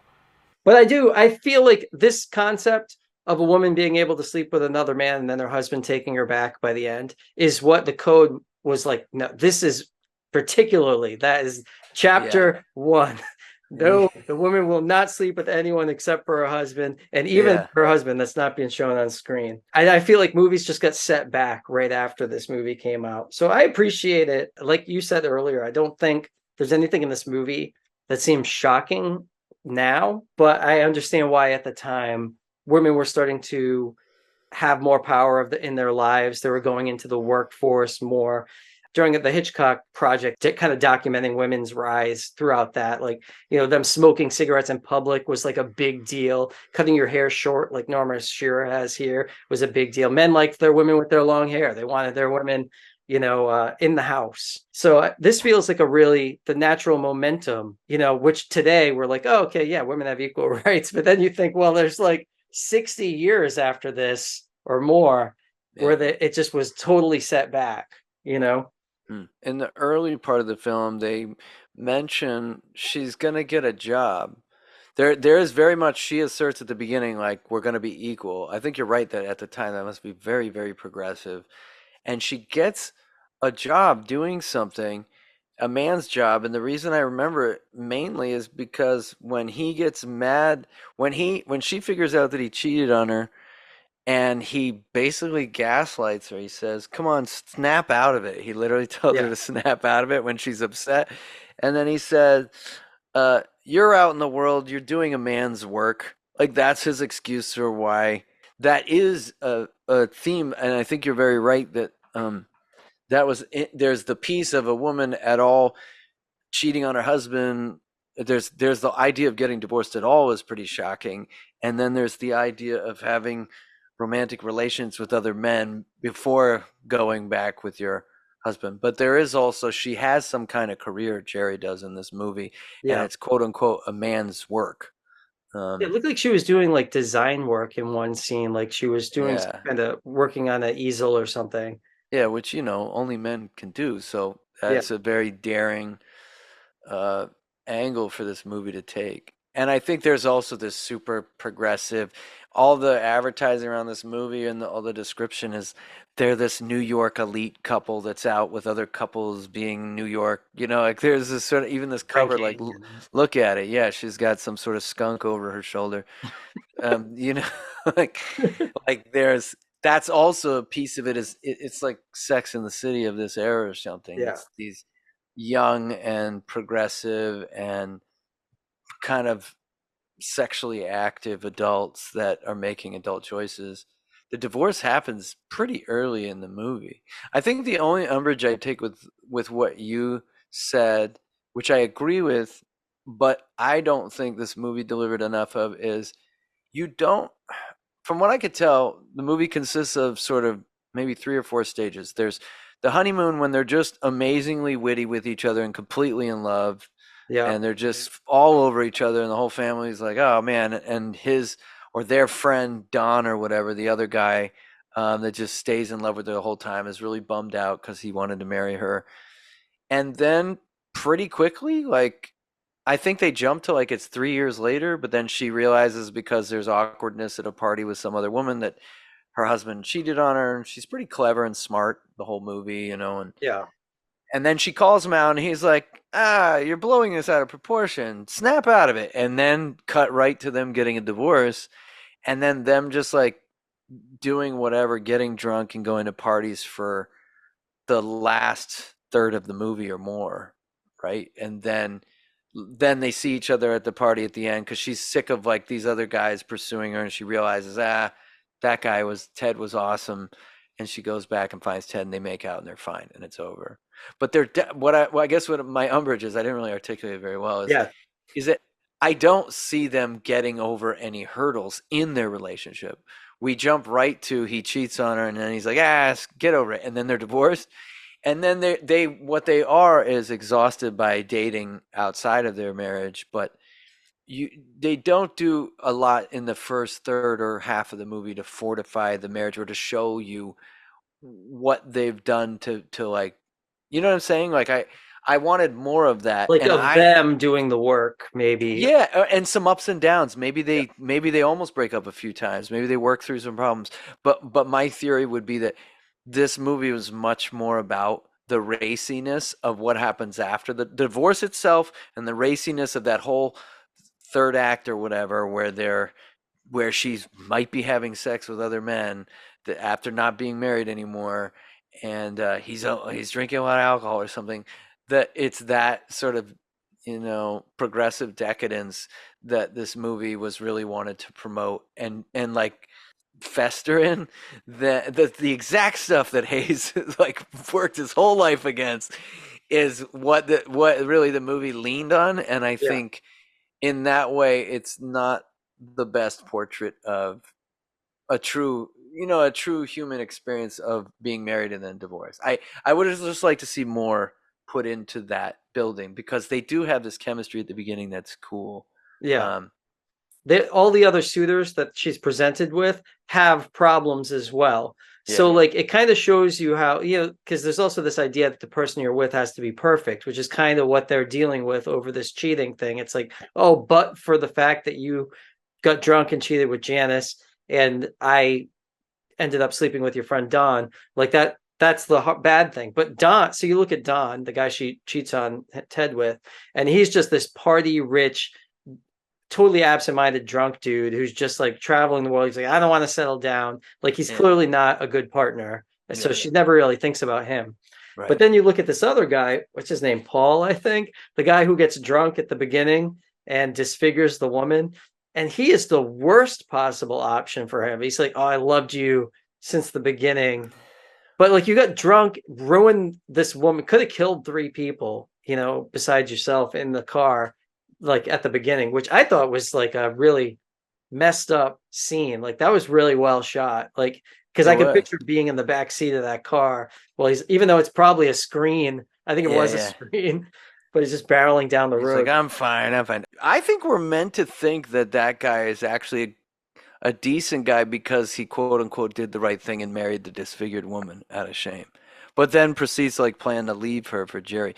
I didn't take it the way you are, but I think I probably just misread the situation, that he was supposed to be obviously allowed. I thought he was supposed to give Ted a run for his money, and that he's always loved her and he's there. So I wasn't, but you're right. Like he gets drunk and smashes just smash.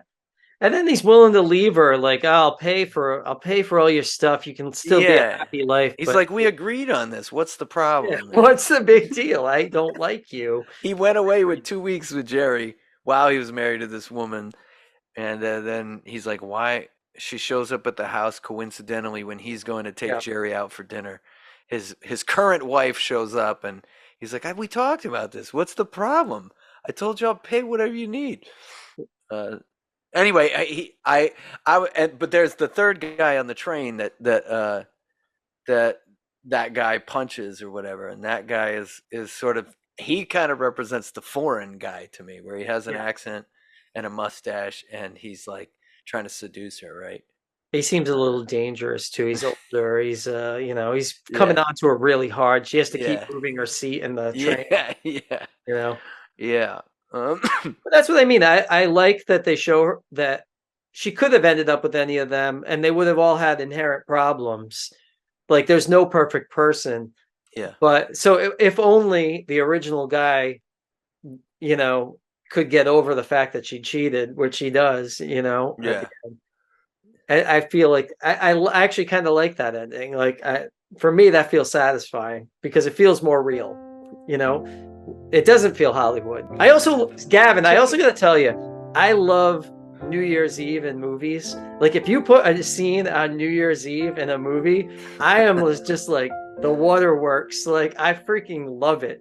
That wins you every time. It wins me almost every time. Like the Charlie Chaplin in The Gold Rush, like where he gets dumped. Some girl says she's coming to his house for a date, and then it's on New Year's Eve, and then she blows him off. She's totally a joke. She's laughing with her friends, and then he hears like Auld Lang Syne coming from the house, and everyone's partying except for him up in his house looking out the window. It's so sad, and I love it. It's like so perfect because New Year's Eve is the quintessential holiday for a new start, right? Next year, I'm not going to be a jerk anymore. I'm going to work out. So there's something powerful, more so than Christmas. Let me ask you this. Would you have that... Is the passion actually just about the song? It might could I get you with the song? Could I just play that song coming over your house and you would be in the best mood? I would want a glass of champagne immediately. You change your life. One of those things to blow. Yeah, love New Year. Yeah, is it just about the blow toy? It's about the blow toy. Are you sure it's the date and the resolutions, or is it actually just the noises? I don't know. The flappers, I guess New Year's Eve was just, and then it slowly became Christmas. Shot in the 1929, maybe right towards the end of it. I wonder how much of it's the turning of a decade. Here's a good question. I would like to see if scenes of New Year's Eve scenes goes up around the turn of a decade in movies, statistically. Yeah. That would be interesting for me. I don't know why, but Start putting a list of movies with New Year's. All right, we talked about this one too long. Yes. Let's move on. I gotta say this one thing, and you don't have to include it. On Divorcee? Yeah. I think the truly progressive thing to do, you said it's realistic. And I would say, yeah, but I think what would have been even more piss haze off would have been, even more pre-code, would have been to have her decide to be alone. Or to be like, you know what, it was good to see you. We'll always be good friends, maybe in the future. But we're not going to end this movie with a kiss on New Year's. Like, we're just going to, like, we make peace with each other. There's no anger here. But I just need some time to grow as a human. Like, that would be shocking. Yeah. And hyper independent for a woman of that era to be, actually, I'm just going to do it. I'm going to design graphics by myself or whatever. That'd be shocking because I guess, like all these movies, they all end with a party or a big moment. They all end in a very Hollywood way. This is still an era where I don't think anybody was comfortable subverting that by too much. Yeah. I think even Disraeli, there's a big Queen party at the end. It's all good. My wife's not dying at the moment. Even All Quiet on the Western Front ends with sort of him reaching for a butterfly and dying, and then a montage of young men going off to war. Yeah, it's. Are you equating touching a butterfly to being at a large party? Basically. No, the party is the second infantry or whatever marching off to die. That's sort of like New Year's Eve. I'm going to make a cut of All Quiet on the Western Front with the New Year's Eve song for you at the end and see if you like that movie a lot more. Okay, last movie. The Big House came out June 24th, 1930, directed by George Hill. Runs for 87 minutes. This one is available. I got it through $2.99 Amazon. We've got Wallace Beery playing Butch, Chester Morris, who was Ted in the last movie, as Morgan. Writing was Francis Marion. This was nominated 4 times, one for Best Picture, one for Actor, Wallace Beery, one for Writing, Francis Marion, and one for Sound Recording. The Big House was one of the first prison films ever made and was tremendously influential on the genre. It was inspired by a spate of prison riots in 1929 that resulted in federal investigation.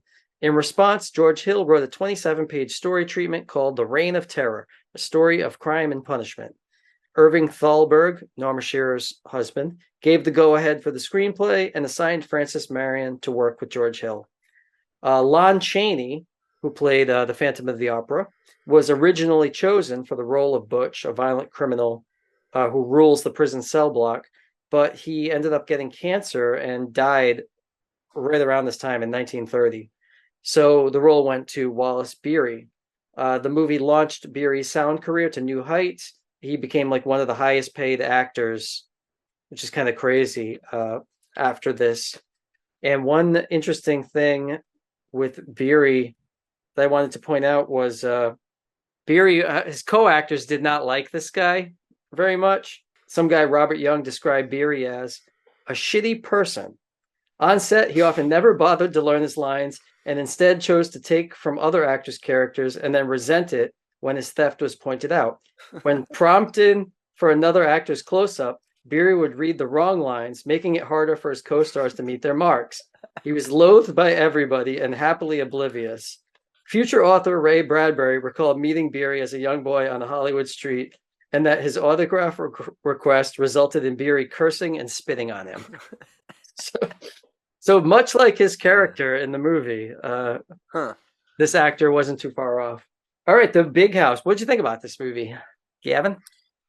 I thought it was also ambitious in that there's a lot of people in it. Unlike our, say, the Divorcee and Love Parade, but more Divorcee and Disraeli that have pretty small casts.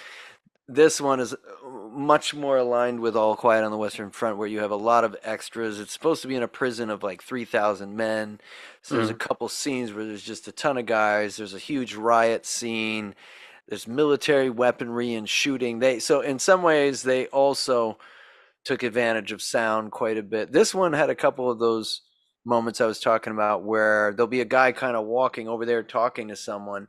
You can't, and it sounds like it's actually recorded over here because they don't know how to close mic him and have him that far into the frame or whatever. So there's a couple of things evident here of like primitive sound design or sound technology or whatever that I thought were interesting. Almost like they're just surprising because it more made me think of how much you would never see that in a film today. I thought the acting was pretty good, probably at the top end of stuff. With the Divorcee, I would put this one in the same camp of like pretty decent actors. That guy Barry I thought was pretty effective and good at doing, like, his role was believable. And the guy that also plays Chester Morris also did a pretty good job as the main guy. I thought it was entertaining. I thought the big shootout at the end was kind of a big deal. It ends and all like the other ones, like it's a sudden quick turnaround and everything's fine and he's a hero and he gets pardoned kind of or whatever. He touches a butterfly. He touches a butterfly here. They play Auld Lang Syne. That's the way all these movies It has a New Year's Eve thing. Yeah, I don't know. I like how they set you up with the first guy. Like, normally the first guy going into prison's the guy we're supposed to, as the audience, relate with. And it's this guy, Kent, I guess, who's a drunk driver who accidentally kills someone. And we see what it's like going into prison through him. But this guy turns out to be just one of the biggest dirtbags in the movie. By the end of it, he's just a slimy, will do anything to survive prison. Yeah. He's a rat to the guards. He's a coward at the end. It's interesting that they bring you in with him, and then you meet the two, I guess, worst prisoners he's in a cell with, and they end up, and Beery is for sure. He's such an interesting character because on one hand you like him because he feels so simple, like he can't read. That scene where he can't read the letter that gets sent to him that tells him his mother died. Yeah. And he's like pretending it's from some like hot girl who really likes him. And he's like, I got to go read this over here. And then he's like, read this for me. Like, oh, your mom died. He's like, well, yeah. So he's doing all these kind of interesting loops where he's like, but he's very dangerous because then suddenly in a scene, he'll just up his anger and you don't know what you're going to get out of him. Yeah. He's very erratic. It was very hard to figure out if he was about, like, he'll snap and start a whole revolt over some food, and then a guard will be like, "Hey, you calm down," and he'll be like, "Who, me?" And they'll be like, "Yeah," and he'll be like, "Okay, sorry about that," and he'll be like, it was just really up and down in a way that I think that character has become more polished over time, and now an actor would portray it as purely like scary because you just don't know the Yeah. type of snapcase. It's almost like, I don't know if Joe Pesci in Goodfellas is a good example, but like someone who you're nervous about because you just Yeah. don't know when he's going to be a hothead and when he's not. And this is a primitive version of that character to me, where it was more comical. It wasn't totally scary, but you see that erratic behavior and that sort of, both like you said, sort of lovable at times and then sort of menacing, or like he's Yeah. constantly threatening to kill people, or and then he's like, it's all right, calm down. Like he's like Calm nice. down. And it ends with him. He ends on like a positive, like, I'm sorry, like good friends. Like he's just like He's just trying to kill a apologizes. guy. Yeah, Like, he was just trying to kill the guy, and he's like, I'm sorry, it's I no knew it concern. wasn't you the whole time. Yeah, it's like we're fine. And they like touch fingers or whatever. Yeah. I thought that last 15 minutes, that whole prison break was just so tense. Like they built Yeah. that up great. Like you're Yeah. really, I thought they were all gonna die. I'm like, Yeah. there's no way Chester Morris is walking out of this thing. Yeah. Unfortunately, yeah, they did go for the butterfly ending, but he was. I thought that whole part was just thrilling, like and Yeah. well shot. The sound, like They you're have on. real military tanks too. That seems crazy to me that they bring military tanks into the prison and just start blowing people apart, these prisoners, because they had gotten some of the guns and were holding other officers hostage. And Yeah, that just seemed like this level up where it's like, oh my gosh, there's tanks involved. Do they all get arrested? Like, how does it actually? I just remember it cutting. They're like, you're a hero, great job, you're pardoned, go be with your girlfriend. But I don't remember, how does it actually end with all the guys? How do they get I think caught? most of the other main characters are killed. Oh So yeah, I guess he dies. Beery dies, yeah, and the Barry snake dies. Kent or whatever his name, he dies. He gets a machine gunned. Yeah, he tries to run to the front door and then he gets shot down or something. But yeah, there's some oddball guys who they would focus on throughout the movie. That one guy with like kind of eyes going in different Yeah, directions. yeah, yeah. I I don't liked think they ever his show us what dialogue was happened to good. them. For a But is it Scorsese safe to say movie, they all got murdered? It feels like the guards murdered everybody. This is a very Hayesian yeah, movie. I feel like he would say this was what I wanted. Now you guys are getting the point. If people are criminals, you should murder them with a tank or machine guns. You know what I mean? Like it checks the justice oh, box you think he liked this with one? the He's like, Hays "All right, Code. there's no sex, so that's good. Yeah, there's no sex. Barely any women in this movie The at all. criminals become criminals. Women have no rights in this movie, probably. There's a woman that runs a bookstore. Yep. But even she cowardly gives the gun back from when the guy comes to visit her. Do you think he was going to kill her there? Why was he going to the bookstore? Well, we knew he had a crush on her anyway. So just for context to those watching, the protagonist here, played by Chester Morris, I want to call Ted, but his name isn't Ted in this movie. He sees her when she's visiting one of the other guys, and she knows the snake. What's his name? Kent? Ken? Kent. Okay. Kent. So she's Kent's sister or something, right? And she comes to visit him in prison, and this guy notices her and is like, oh, she's pretty attractive. Meanwhile, Hayes is writing his notes like women should not be attractive when they come to visit prisoners. And then he gets out of jail. He escapes, and then he goes to pay her a visit, and he's supposed to hurt her because he thinks Kent has set him up by hiding a knife in his thing. Yeah. But you're shown beforehand that he thought she was attractive, so it feels like he was just gonna either rape her or that he was actually just gonna like try to forge a relationship, which is basically what he does. Yeah. I guess it's a show. He's actually a nice guy. Something I'm just realizing right now, too. You're supposed to like him after that because Yeah. her family loves him, and he ends up completely like saving all the guards and turning his back on the criminals, and then they let him out, and they're married happily ever after. They're like, yeah, you're a good guy now. You didn't help him escape or like try to get him pardoned or anything. You just let my brother get murdered. Okay. Yeah, that was a little. That guy Kent, her brother. That's the same actor, Robert Montgomery, that played Don in The Divorcee, the guy she cheats on Ted with. It is? That's the same actor. Yeah. Oh man, that's But another Easter egg. He's a skunk in both movies. He's I didn't perceive him as much of a skunk as you did in Divorcee, but maybe he is. Well, yeah. But, I mean, was he the drunk driver? Was he? The Yeah, best he is man. No, you're right. He's the drunk driver. He's the skunk. No, he wasn't the drunk driver. He was the he was just the rich guy who was like, I'll never marry. And then he's the one with Norma when she's out, she's like, Oh, it's the friend. Oh, okay, that makes more Yeah. sense to me because he's only in it for a little bit. Yeah, he's only in it I because was he thinking of leaves the town other- once he sleeps with her. He's just Yeah. like, oh, is Ted back? Are you gonna tell him? Yeah. All right, Butler, book me a trip out of this Think so. movie. That's crazy. So he's in this one too, the big house, huh? Yeah, not a great. I mean, his reel must look like a lot of. I'm good at playing the crappy. The scumbag. Yeah, the scumbag. I mean, this one of most of the movies that we watched here, like you mentioned, felt really polished. Like it feels. I mean, it's the latest movie made, but it's also. I mean, the sound effects are great. It felt like a real. I think they filmed in a real prison. I'm not sure. Although they also had this kind of weird German expressionist. Like the first shot of the movie is him going into this giant compound that looks like a painting on a wall. Yeah. Like you see the truck driving into this Yeah. fortress.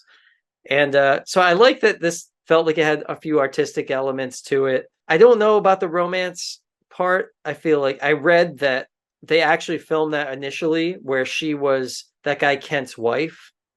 And so he leaves and starts a relationship with his wife. And the test audiences at the time hated it. And they hated Chester Morris, his character here.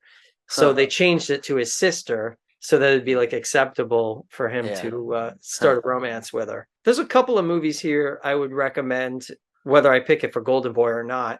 And I feel like The Big House is definitely, if you like crime movies and you're into, it's enjoyable. That last 15 minutes as an action movie is just solid. There's a summer blockbuster feel to this movie. Like it feels like it's a really good crowd pleasing movie, which feels weird to be nominated for Best Picture. It really is about buddies in a prison. Yeah. And the real relationship is Beery and Chester Morris, and how whether they trust each other. And he almost treats Beery like a brother, like a younger brother, really, the way he talks to him. Yeah, it's weird. But you're right. I think that's at the heart of it. It's also worth noting that this is or recognized, at least everything I read about it, as one of the first prison movies. That in the same way All Quiet on the Western Front might have really defined war movies ever after, this movie has a lot of descendants in terms of prison movies. It probably deserves points for that. All right. Are you ready to go back to yeah, let's do it.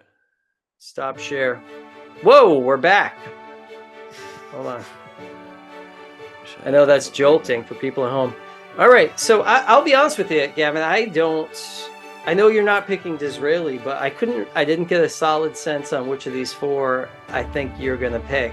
It does feel like it could be any of them. Are we gonna? We're gonna do this now. So. I'm so excited. Envelope here. Oh, you have a way better envelope. An envelope Meanwhile, here. Golden Boy. Meanwhile on Skid Row. Meanwhile on Skid Row. Well, you and Cyrus, did he mail that one to you? I used his exact letter. All right. Are you ready for the big reveal? Yes. All right, everyone. And for the third Academy Awards, the Golden Boys go to the Divorcee. Oh, no. Okay. You can't pick two movies.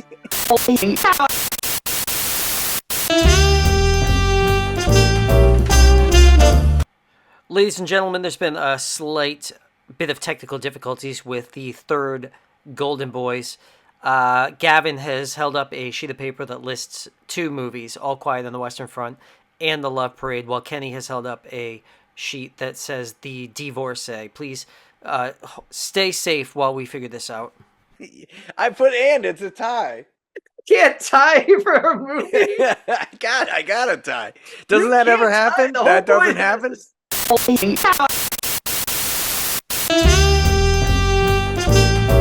This is the first time. Wait, let me get my the guest host has tied himself. Hold on, I got this. Give me 2 seconds. Oh, you're killing me here. All right, ready? Here we go. The big reveal. Ready? All right. Here we go. It's 2 years Ladies over. And gentlemen, take it with me. The big reveal, and the Golden Boy goes to 1930. The Divorcee. Hey, look at us! Look at us! Look at us! Who's better than us? Who's better than us? We nailed it. We totally got it. All right, let me make my tiny case for the. Oh, you can see that it's scribbled out though. Yeah, I think, Gavin, my only concern is you have all but 2 movies written on that. I wrote down my 5 movies. Don't we just list the movies we watched? No, I just Folks listening at home. technical difficulties.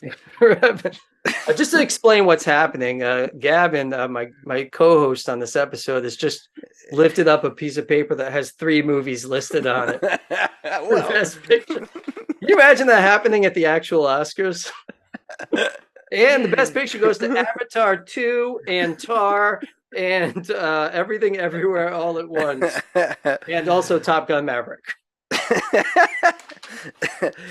All right. I thought that maybe a tie would be acceptable. My thinking is just that I get All Quiet on the Western Front, but I also don't want to give it the award because I'm mad about the acting, and I'm just and the Love Parade I thought like did a lot with sound, and so actually here's the theme. Those 2 I give top award for like innovation, and when it's a year when it's just talking films is brand new, to me that would be my argument that this year, if I'm in 1930, innovation should be a main driver of what wins this. I guess I just want to say, here's a new technology. What is more creative to these directors that have been working one way for so long, for them to have to adapt to a new technology and do something amazing and beautiful with it?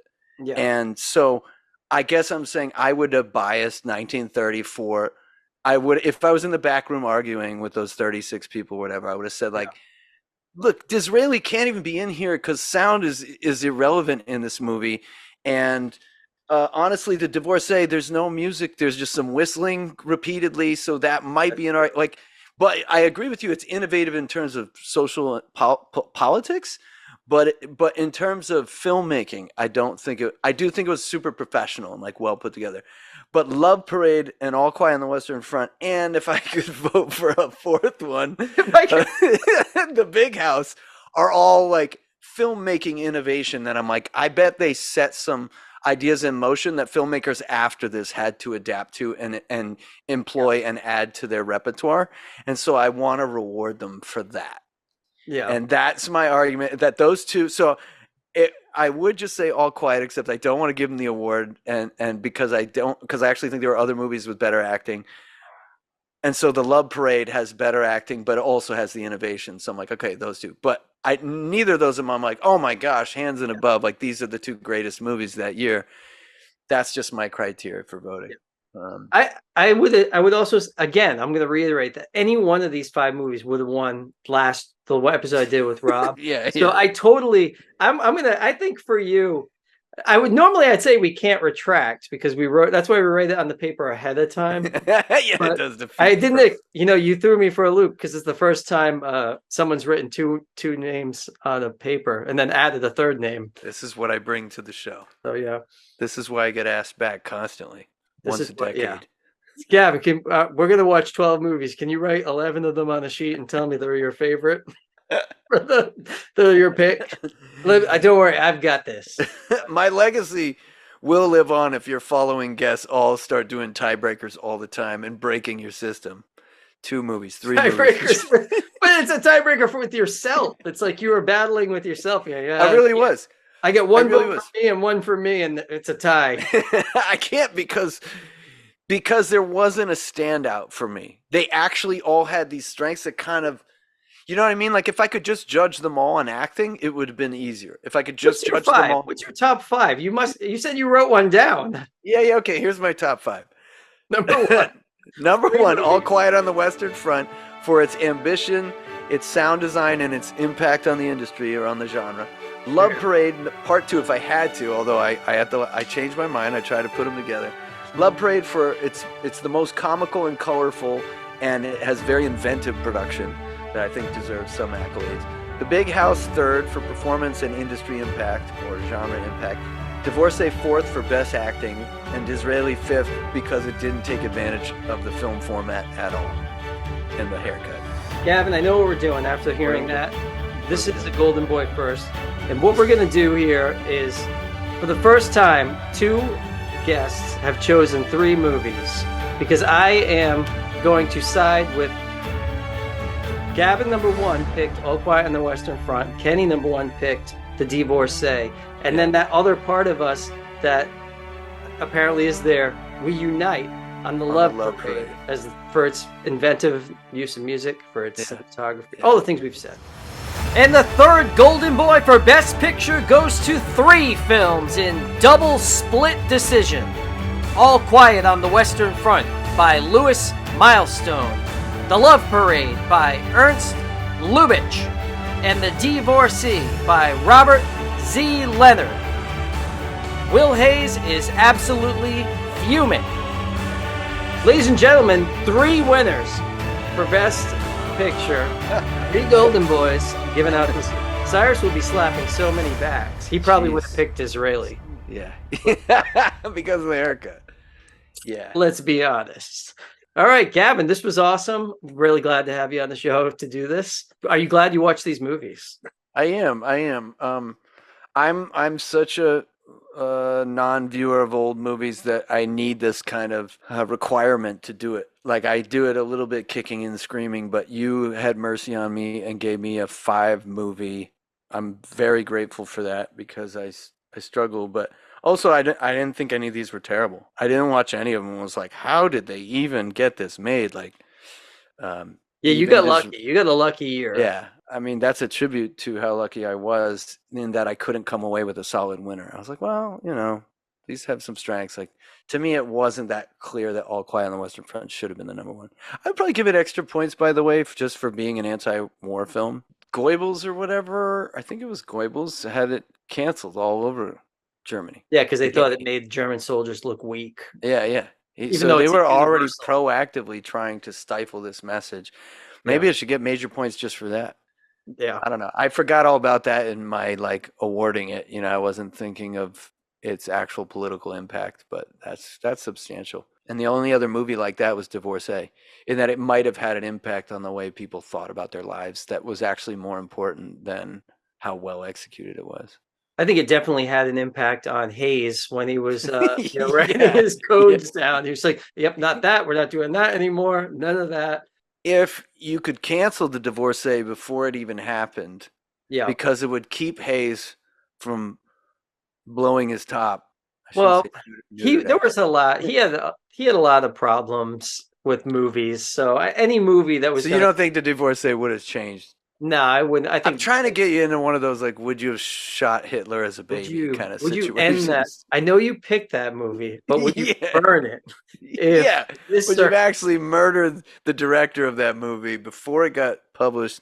If you only knew that he was going to inspire Hayes to ruin Hollywood for the next. Would you kill Charlie Chaplin at birth if you knew it would prevent Hitler from getting that mustache? Yeah, exactly. Would you kill a baby Charlie Chaplin? Yeah, but this was really awesome. I'm glad that. Yeah, thanks for letting me do it. Yeah, I'm glad to have you here, breaking new ground on the show, and just breaking ground in general. Breaking ground in general. All right, everyone, that was it. Golden Boy episode 3 is in the books. Thanks, Gavin. We will see you all next month on October 1st. Is that right? October 1st for the 4th Academy Awards.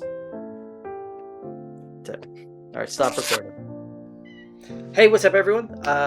It's Kenny here again, giving you your marching orders for the next episode. This is for the 1 or 2 of you who are actually watching all of these movies along with us. I know some of you have already watched all of these movies ahead of me.